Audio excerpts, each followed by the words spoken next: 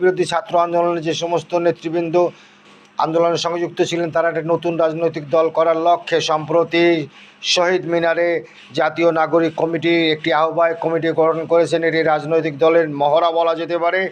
জাতি কিন্তু অনেক আশান্বিত হয়েছিল এই বৈষম্য বিরোধী আন্দোলনের ফলে এবং নতুন স্বপ্ন দেখতে শুরু করেছে তারা, যে একটি বৈষম্যহীন সমাজ তৈরি হবে, যে একটি রাষ্ট্র তৈরি হবে যেখানে কোনো অনাচার থাকবে না, যেখানে কোনো ফ্যাসিবাদ থাকবে না, সেরকম একটি রাষ্ট্র তৈরি হবে। সেটা পুরাতন শক্তির সাহায্যে হবে না নতুন শক্তির সাহায্যে হবে সেটি বড় বিষয় নয়। বিষয়টি হচ্ছে সামনের যে সমাজ ব্যবস্থা তৈরি হবে, সামনের যে রাজনৈতিক বন্দোবস্ত তৈরি হবে, সেটি যেন জনগণের আকাঙ্ক্ষার সঙ্গে মিল খাইয়ে তৈরি হয়। সেটি হলো মানুষের আকাঙ্ক্ষা। মানুষ একটি সন্ত্রাসমুক্ত রাজনৈতিক সুন্দর পরিবেশের মধ্য দিয়ে এগিয়ে যেতে চায় এবং সঠিক নেতৃত্ব দেখতে